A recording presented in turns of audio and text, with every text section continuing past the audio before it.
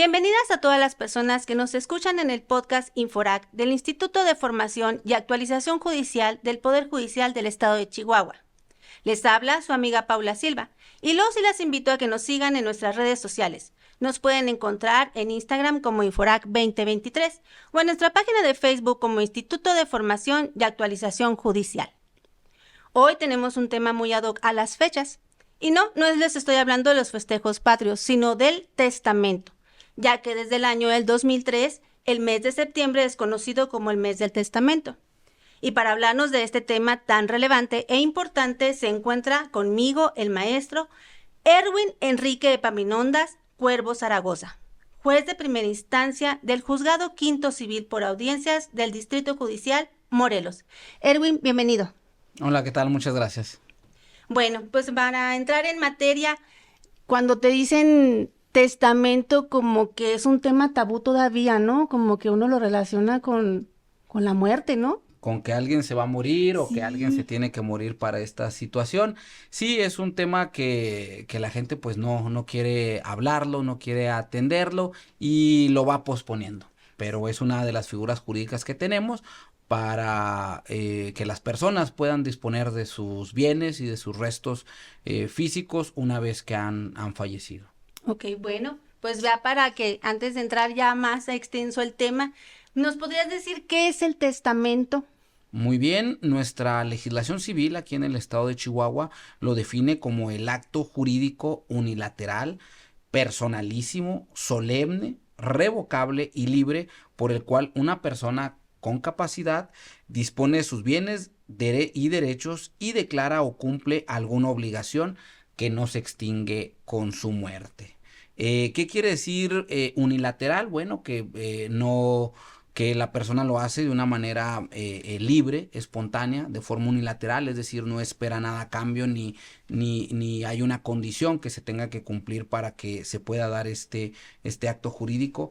Es personalísimo, es decir, lo tiene que realizar la persona por sí misma, no puede hacerlo a través de un representante legal. Es solemne, ya que al momento de otorgar el testamento se sigue una serie de ritos, incluso no solo formalidades, de ritos establecidos en la ley, de solemnidades establecidas en la ley, que de no cumplirse estas solemnidades, el testamento pudiera ser en determinado momento declarado nulo. Es revocable porque la persona pues puede dictar su testamento y si al año siguiente quiere dictar uno distinto, lo puede hacer revocando el anterior y así todas las veces que la persona quiera revocar su testamento, lo puede hacer. Es decir, no porque ya se haya dictado un testamento, quiere decir que ese testamento se tenga que quedar con esos términos que se establecieron. Se puede revocar y se pueden dictar unos nuevos. Y es libre porque pues no hay una obligación de elaborar un testamento, la persona libremente puede emitir o redactar su testamento en términos de ley. Ya si no lo hace, bueno, pues no pasa nada, no se sigue las reglas que establece nuestra legislación para esos casos, pero a eso nos referimos con la libertad. Es libre de que tú lo puedes hacer en los términos que tú lo quieras hacer, como en las formalidades o en las formas que la ley establece, y si quieres hacerlo bien, y si no, pues también. Ok, me surgió la duda. Cuando dices personalísimo, comentabas que lo tiene que hacer la propia persona, vaya. Así es. Me surge la duda, ¿un menor puede hacer un testamento? No, un menor no, porque entraríamos a la cuestión de la capacidad. Los menores de edad tienen su capacidad de ejercicio, la tienen limitada. En este caso, las personas, como dice o como les comenté ahorita, es cuando una persona capaz, es esta libertad, esta capacidad de ejercicio plena en la que puede ejercer sus derechos y cumplir con sus obligaciones de manera directa y autónoma. El menor de edad todavía su capacidad se encuentra limitada para este tipo de actos jurídicos. Ok, entonces hay un límite para poder hacer testamentos. Comentabas que se puede ir cambiando.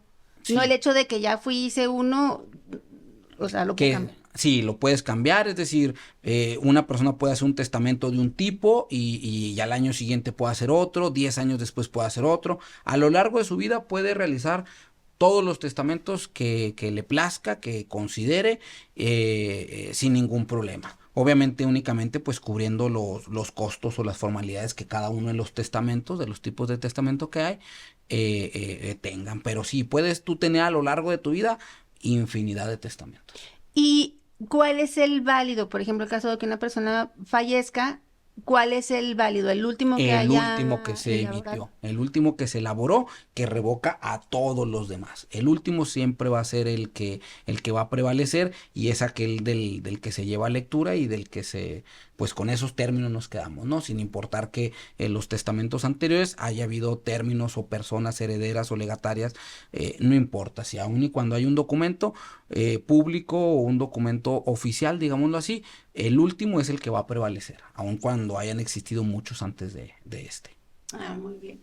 Bueno, ¿y hay tipos de testamento o todos son iguales? No, hay distintos tipos de testamento. Nuestra legislación ha recabado o los ha clasificado en dos, en testamentos públicos y en testamentos privados. Normalmente los públicos pues son aquellos que de mayor usanza, el que se utiliza más.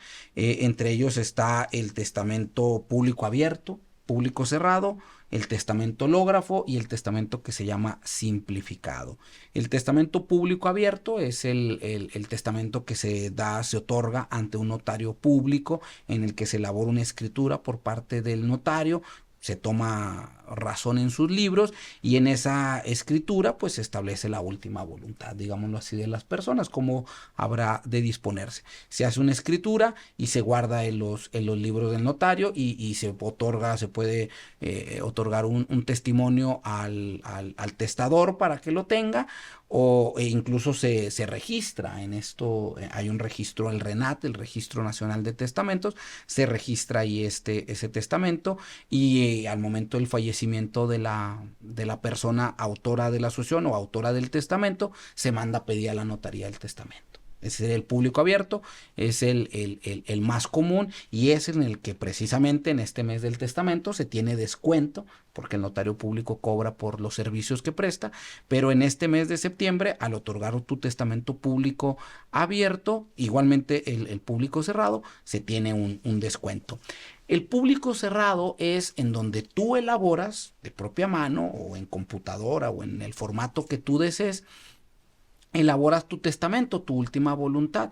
Lo que hace el notario es que da fe de que en un sobre cerrado que le entregas al notario y que el notario ve sellar, ahí se está estableciendo tu última voluntad. Es decir, el público abierto lo redacta el notario con lo que tú le dices al notario, y en el público abierto tú lo redactas y lo metes y lo cierras. Y el notario da fe de que en ese sobre obra la última voluntad del autor de la sucesión. Ese es el que sale mucho en las películas, ¿no? Sí. Que dicen, vamos Vamos a abrir el ajá, testamento. y que ahí lo leen. Lo leen y todo, sí, de una usanza más de películas, más de Estados Unidos, más de otros lugares.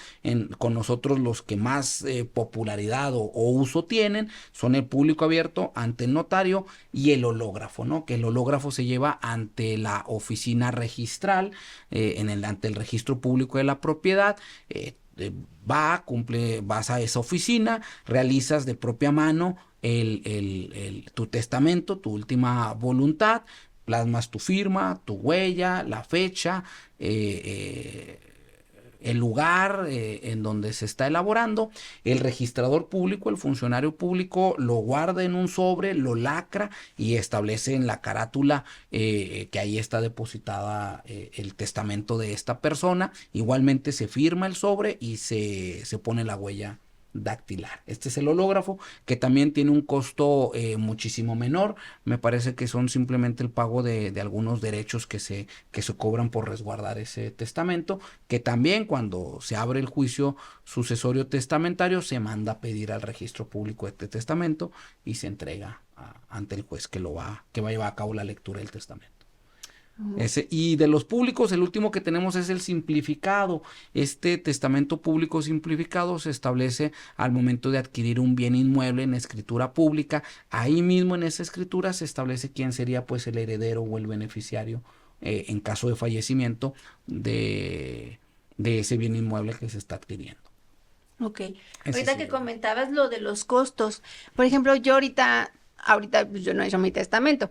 Si yo en este momento yo digo, bueno, ¿sabes qué? Pues quiero ir a hacer mi testamento. ¿Qué hago? ¿Cuál es el primer paso a seguir? ¿A dónde voy? Bueno, el primer paso a seguir es determinar o decidir qué clase de testamento quieres elaborar. Si es un público abierto, pues tendrías que acudir a alguna de las 29 notarías que existen aquí en nuestra ciudad de Chihuahua o las muchas que hay a lo largo del estado. Incluso tú puedes otorgar testamento ante cualquier fedatario público sin importar si es de tu localidad o del lugar donde vives, ¿no?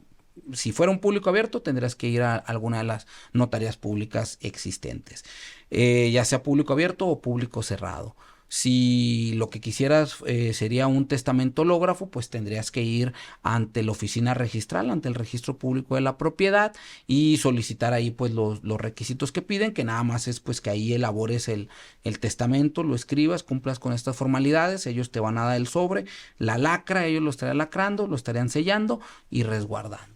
Es eso lo que se tiene que hacer. En las notarías pues habría que ver los costos en cada una de ellas y pues las citas, ¿no?, que tuviera el notario. Aunque creo que ahora que en el mes de septiembre dan muchas promociones, ¿no? Así Descuentos, es. sí. Sí, por ley, incluso casi creo que es por ley esta situación que los notarios deben de bajar sus costos para la emisión de los testamentos en este mes de septiembre. Obviamente, cada notario establece su arancel, establece los costos para cada acto jurídico que se celebra ante él. Deben de tener ellos un costo para el otorgamiento de testamento y en el mes de septiembre ese costo se debe de ver reducido, me parece que al 50%.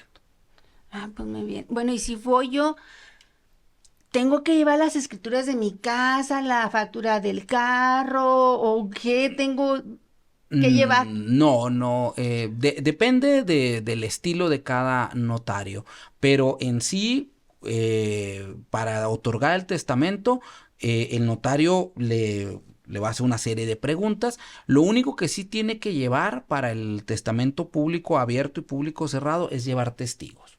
3 testigos Ah, que no sean familiares, que no vayan a estar en el testamento, amigos o familiares un poco más retirados, conocidos, personas que puedan actuar como testigos al momento de otorgar el testamento. No hay que llevar ningún otro documento, usted va a poder disponer de sus bienes, tenga acreditada la propiedad, no la tenga.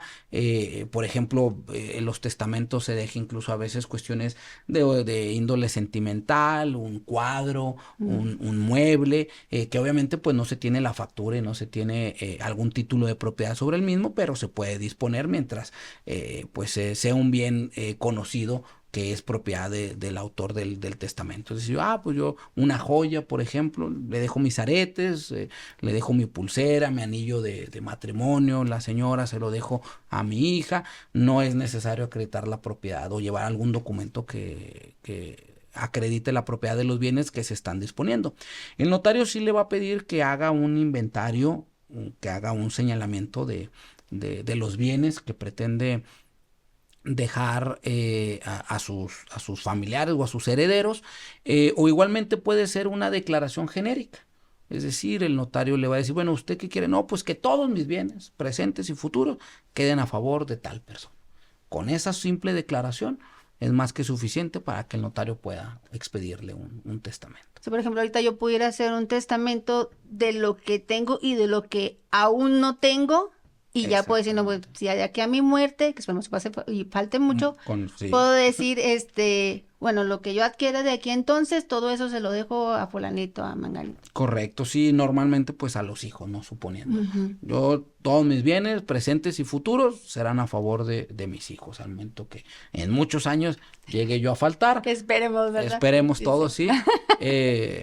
Adelante. Y el notario perfectamente puede recabar esa manifestación, ese deseo, esa cláusula que se establece y sin ningún problema. Le va a pedir también que nombre un albacea, es decir, alguien que se haga cargo de esta sucesión al momento de su fallecimiento. Puede nombrar un albacea también. Si quiere, no son requisitos indispensables, pero si quiere, el notario le pediría que nombrara una albacea. Usted puede decir, no, pues no sé quién vaya a estar en aquel entonces y no quiero nombrar. Bueno, no hay problema.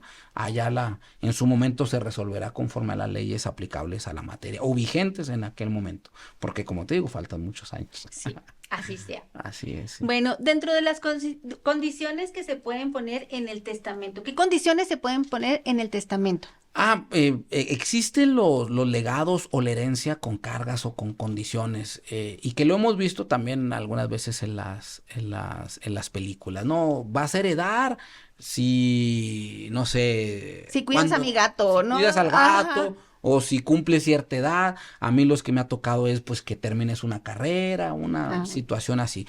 Hay una infinidad, ¿no? La que se le pueda ocurrir al testador, siempre y cuando no vaya en contra de las propias normas ni en contra de las buenas costumbres. Es libre la persona de disponer de sus bienes como mejor le parezca. Totalmente, puede condicionar el acceso a estos bienes o a esta herencia, siempre y cuando no vaya en contra de las normas y en contra de las buenas costumbres. Okay. Bueno, vamos a hacer una pequeña pausa y continuamos con el tema del testamento con el maestro Cuervo. Regresamos.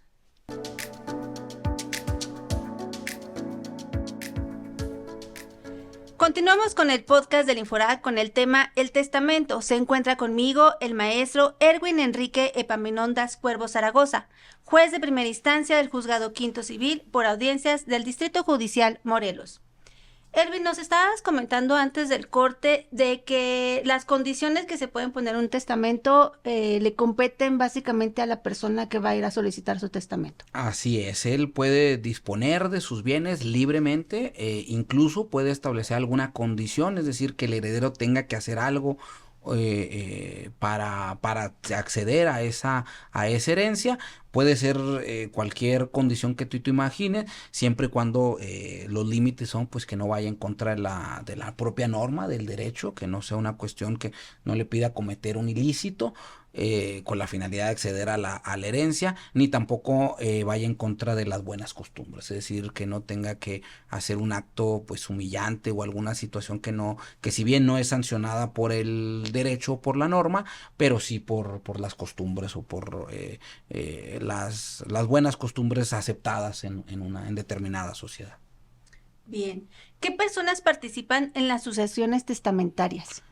Bueno, nuestra legislación habla de interesados y podemos definir como interesados pues al testador, a los herederos, a los legatarios, a los albaceas. Hay acreedores en ocasiones que comparecen a los procedimientos sucesorios, interventores, el Ministerio Público cuando se trata de testamento hológrafo participa también activamente. También cuando hay dentro de los testamentos se puede establecer algún tutor, alguna tutela para alguna persona incapaz o para algún menor. Son estas las personas que intervienen en los testamentos, que pueden intervenir, no necesariamente todos, pero normalmente siempre hay pues el testador, siempre hay herederos y en algunos casos pues habrá legatarios y todos los demás. ¿Y cómo se tramitan las sucesiones? Ok, hay dos formas, está la vía judicial y la vía extrajudicial. La extrajudicial está reservada para los notarios, ellos pueden llevar a cabo la denuncia, recibir la denuncia del fallecimiento de una persona y llevar a cabo la apertura del testamento, la lectura del mismo, declarar su validez y llevar a cabo los trámites correspondientes a una sucesión. Esto se hace pues principalmente cuando todas las personas son capaces, están debidamente representadas y que no hay conflicto entre los participantes de la sucesión testamentaria. Ya después o a la par está la vía judicial, que es la que se presenta ante el juez civil en turno del lugar donde haya fallecido la persona. El juez civil se encarga también pues de mandar llamar a las personas interesadas, de resolver las controversias que se lleguen a surgir, porque si no están de acuerdo los herederos es probable que haya alguna controversia respecto del testamento, y también lleva a cabo la lectura del testamento, la declaración de validez y los subsecuentes pasos que lleva la sucesión testamentaria. Puede ser vía judicial o vía extrajudicial. Ahorita que comentabas de que estuvieran de acuerdo los herederos, me surgió la duda de, no sé, por ejemplo, que una persona hereda a sus hijos y antes de que esta persona fallezca, fallece uno de sus hijos. ¿Ok? Hagamos en el supuesto de que son 3 hijos, uno de ellos fallece. ¿Ahí qué pasa? Ok. Hay que... Bien, sí, nuestra legislación establece varias figuras como el derecho de transmisión o el derecho de representación. Sin embargo, este derecho de transmisión en la sucesión testamentaria no aplica. Es decir, si una persona ha establecido 3 herederos, siguiendo el ejemplo que me das, 3 herederos, sin embargo, uno de estos herederos fallece con anterioridad al autor del testamento, esta persona no estaría transmitiendo su derecho a heredar, sino que ahí se estaría terminando su derecho, se estaría extinguiendo su derecho y estaría acreciendo el derecho de los otros dos herederos. Así pasa en la sucesión testamentaria. Pero yo también, casos que se dan, te platico, ¿qué pasa si uno de los herederos, es decir, hay nombrados 3 herederos, fallece la persona, autora del testamento, y con posterioridad al fallecimiento del autor del testamento, fallece un heredero? Ahí sí alcanzaría a heredar esta persona y su derecho se estaría transmitiendo o estaría pasando a su sucesión. Es decir, en la carrera por heredar, llamémoslo así, quien fallece antes que el autor del testamento pierde su derecho y no lo transmite. Pero si logras superar o fallecer con posterioridad al autor del testamento que te está instituyendo como heredero, ahí sí tu sucesión podría comparecer al juicio, puede o debe comparecer a juicio y heredar la parte o la porción que vendrían te siendo a los corresponde. nietos, ¿no? Ajá, Bueno, pudieran ser, o los herederos que se declaran en aquella sucesión, pueden ser hijos también, nietos, o también herederos testamentarios, no se lo pudo haber dejado nada más a una sola persona, a la esposa o algo. ok. Así funciona en el derecho testamentario, esta cuestión. Para un testamento simplificado, ¿cuáles son los requisitos? El testamento simplificado, te digo, se lleva principalmente al momento de adquirir un bien inmueble. Los requisitos son únicamente pues establecer dentro de la escritura pública quién será el heredero o el beneficiario en caso de fallecimiento del titular que está llevando a cabo la compra. El requisito esencial pues es que obre en escritura pública debidamente registrada ante el registro público de la propiedad, más que nada. Ok, ¿y qué requisitos para el trámite sucesorio especial? Ok. Aquí en Chihuahua tenemos un procedimiento sucesorio especial. Este procedimiento sucesorio especial implica que concentrar la mayor cantidad, bueno, la totalidad de las actuaciones que dentro de un procedimiento sucesorio se llevan, concentrarlas en una sola audiencia.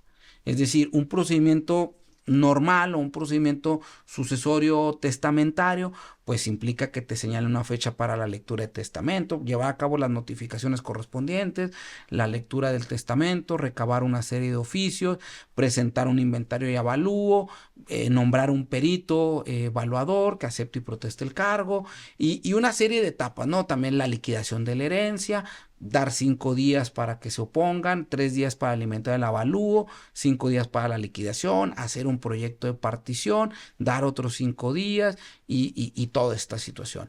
El procedimiento especial, y esto pues se alarga, ¿no? En el transcurso del tiempo, ¿no? Una sucesión te puede llevar pues unos meses, 3, 4 meses, 6 meses, un año incluso, ¿no? Dependiendo pues la complejidad de la sucesión.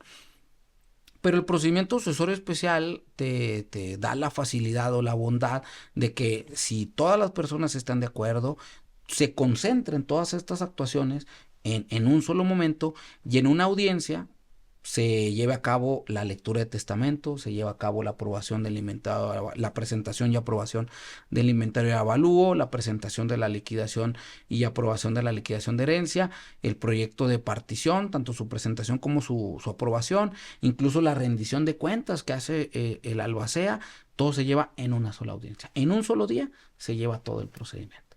Entonces, ¿cuáles son los requisitos para que se dé este procedimiento? Bueno, primeramente, en el escrito inicial de denuncia del fallecimiento de la persona, deben presentar pues el acta de defunción, deben comparecer todos los interesados, reconocerse entre ellos el derecho a heredar, deben de presentar todos un inventario, un avalúo en términos del artículo 433, establecer qué sí hay y qué no hay, se debe presentar el inventario ya elaborado por un perito, se debe presentar el escrito donde el perito acepta y protesta el cargo, una copia de su cédula que lo acredite como perito en la materia de evaluación. Se debe de presentar lo que es la liquidación de herencia, en el escrito establecer si hay o no hay deudas que pagar con la masa hereditaria, hacer un proyecto de partición, es decir, cómo se van a repartir los bienes entre los herederos que han comparecido. Y se tiene que rendir una cuenta, es decir, si se generaron gastos durante la tramitación del juicio, si hay honorarios o si hay gastos que cubrir, como lo es el perito, como son los honorarios del abogado, como son los honorarios que pudiera recibir el albacea por el trabajo realizado. Todo esto se concentra en un escrito, se anexa toda esta documentación. El juzgado recabará una serie de oficios para saber si hay otros testamentos o no, si hay algunas otras personas interesadas, y de no haberlas, todo esto se presenta todo junto. El juez señala fecha y hora para una audiencia y en esa audiencia se llevan todos estos actos. Una audiencia que puede durar media hora, una hora, según la complejidad de la sucesión, pero ya, y terminada la audiencia, el procedimiento sucesorio testamentario especial se encuentra ya concluido, y de ahí ya se pasa únicamente pues a la protocolización o a lo que corresponda, ¿no? Si se va a escriturar algún bien, si se adjudicó o incluso si se va a vender algún bien de la sucesión, bueno, ya se lleva toda esa autorización. Y todo eso se hizo en una sola audiencia. En una sola audiencia, válgame. Pues qué importante es dejar un testamento. Sí, es importante, es la regla general en nuestra legislación. Nuestra legislación civil se rige por la teoría de la autonomía de la voluntad, es decir, lo más importante y lo que la ley siempre busca respetar o siempre busca que, que prevalezca es la voluntad de las partes, de los interesados. Aquí en este caso, pues es la voluntad de una persona que ha fallecido y que ha dispuesto cómo deban de repartirse sus bienes. Es sumamente importante, sumamente trascendental para la vida, no solo de la persona que fallece, sino para la vida de aquellos que le sobreviven, dice nuestra legislación. Aquellas personas que le sobreviven, bueno, tengan un orden, tengan una noción de cuál es la voluntad o de cómo se deben de hacer las cosas respecto de los bienes, derechos y obligaciones que una persona ha dejado al momento de fallecer. Es la regla principal, es de suma importancia, y pues invitamos a las personas a que hagan su testamento, ¿no? En cualquiera de estas versiones o tipos que nuestra legislación reconoce. Y es accesible y fácil, digo, no, por lo que hemos estado platicando en este transcurso del podcast es Sí. sencillo, o sea, no Sí, es cosa del otro mundo. no es un trámite gubernamental engorroso, no, de ninguna manera, ni es perder todo el día en ya sea las notarías o en el registro público de la propiedad. La verdad es que no, es un trámite sencillo, es un trámite accesible para la mayoría de las personas. Incluso el testamentólogo fue sumamente accesible para prácticamente todas las personas. Incluso creo que dentro del registro hay alguna manera de dispensar el cobro de estos derechos si es que la persona pues sí estuviera en un estado digamos pues en un estado precario en cuanto a su economía. Ya las personas que están heredando y que tienen una mayor cantidad de bienes o una posición económica un poco más cómoda, bueno, pues pueden acudir con uno de los notarios y habrá, le digo, muchos costos, variará los costos, algunos obviamente más costosos que otros, pero siempre habrá una opción accesible y más en este mes que se encuentran reducidos los costos. Sí, como lo dicen, hereda bienes, no problemas, ¿no? Y Exactamente. todo repercute en la armonía de la familia. Sí, sí, sí, que se tenga claro, ¿no? Porque pues de unos dicen, es que mi papá dijo esto, o es que mi papá me lo dejó, muchas cosas, ¿no? No hay como estar claros y todo para el día que uno ya no esté, las cosas tengan un orden y principalmente esté la voluntad de una persona y que esta voluntad pues sea respetada tanto por la autoridad que le toca conocer como por los demás interesados que se han visto beneficiados o no dentro de un testamento. Pues sí, Erwin, pues hemos llegado al final, se nos fue el tiempo como agua. Te vuelvo a reiterar las gracias por haber aceptado esta invitación a este podcast. Yo encantado, te agradezco mucho y cuando gusten de nueva cuenta, aquí los acompañaré. Claro que sí, verás que sí. Bueno, pues agradecemos al Tecnológico de Monterrey por permitirnos el uso de este espacio gracias al convenio de colaboración institucional celebrado. Y gracias a todas las personas que nos escucharon en esta ocasión y las invito a que nos acompañen en nuestro siguiente podcast del Instituto de Formación y Actualización Judicial del Poder Judicial del Estado de Chihuahua. Se despide de ustedes su amiga Paula Silva. Y recuerden que la justicia no solo se dicta, se construye día a día. Hasta la próxima.